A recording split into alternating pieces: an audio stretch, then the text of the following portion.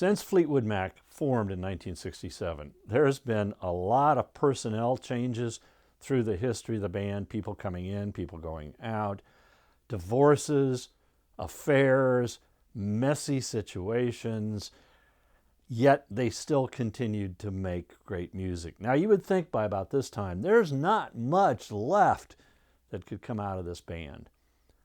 But that's where you'd be wrong, because at the start of 2003, even though Lindsey Buckingham and Stevie Nicks are out doing solo albums and tours, it's decided that Fleetwood Mac, with both of them, should come back and record another studio album. But as we all know, nothing's simple when it comes with Fleetwood Mac. There's trouble ahead. Let's drop the needle.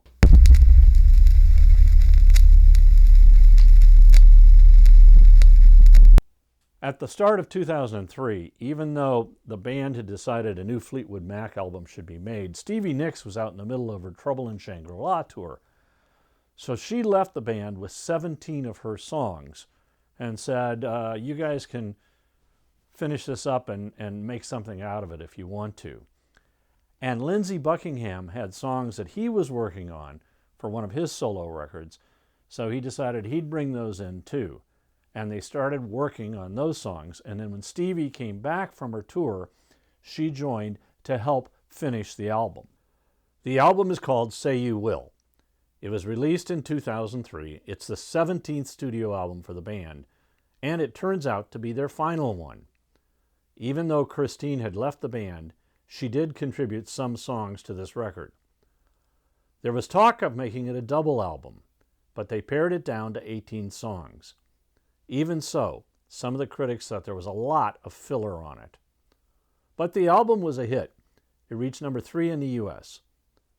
Then they went on a massive world tour, playing arenas to support this album. The original Fleetwood Mac bassist, Bob Bruning, died in 2011. He was aged 68. Former singer and guitarist Bob Welsh died the next year in 2012 of a self-inflicted gun wound. He was 66. And in the same year, guitarist Bob Weston died at the age of 64. A few years later, they decided to go on tour, and the tour is called Unleashed. And Christine McVie is not on tour with them. It's basically a greatest hits tour. But during this tour, the tensions between Stevie Nicks and Lindsey Buckingham once again reach a boiling point. In 2013, they release an EP in Britain, which is called EP. It was released digitally, and it contains only 4 songs: Sad Angel, Without You, It Takes Time, and Miss Fantasy. Then in January of 2014, Mick Fleetwood makes a surprising announcement that Christine McVie is rejoining the group. 3 years later, in 2017, Lindsey Buckingham and Christine McVie make an album together called Lindsey Buckingham, Christine McVie. And guess who's playing on it? Mick Fleetwood and John McVie. Only Stevie Nicks is not on the record.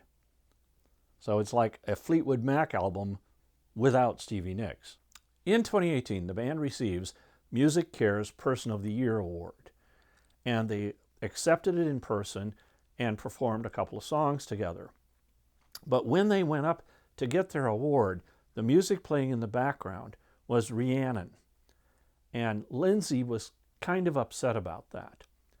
And so right after that award ceremony, Lindsey Buckingham is no longer in the group. Now, there are some conflicting stories about that. Lindsey says he wasn't really upset about Rhiannon, but when they were talking about a new tour, he wanted to make sure that they would play newer songs on the tour, and that apparently wasn't the way they wanted to go. But there's another more juicy story, and that is that while Stevie Nicks is up there accepting the award, standing behind her, Lindsey is smirking and making faces. And when Stevie saw that, she was incensed. And so the story goes that the manager of Fleetwood Mac came to Lindsey and said that Stevie had put down an ultimatum, and that either Lindsay goes or she goes. So the manager fired Lindsey Buckingham. So once again, Mick Fleetwood's got to find a replacement for him. And once again, he decides two people will do the job. And one is Mike Campbell of the Heartbreakers, the guitarist there for Tom Petty for all those years. And the other is Neil Finn from Crowded House. The show must go on, of course, so the new group goes out on tour, and they're very well received. But unfortunately, they haven't yet ever released an album that grouping did together. That same year, former guitarist Danny Kirwan died at the age of 68 in a hostel for homeless alcoholics in London. And in 2020, Peter Green dies at the age of 73. And then, just 2 years later, in 2020, Christine McVie dies at the age of 79. Now, as usual, I've created a Spotify playlist where you can listen to some of the songs that I've talked about in this episode. And here's the link, and I'll also put it in the comments below. So now, for over 50 years, Mick Fleetwood and John McVie have been making incredible music with a whole array of talented people playing alongside them over the years.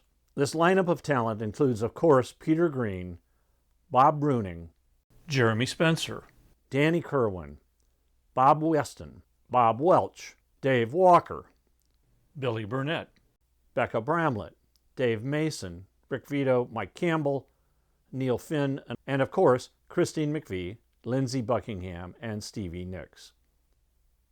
And they produced 18 studio albums. And their worldwide tours, of course, had great success. So it's always been a band of drama, big highs and big lows.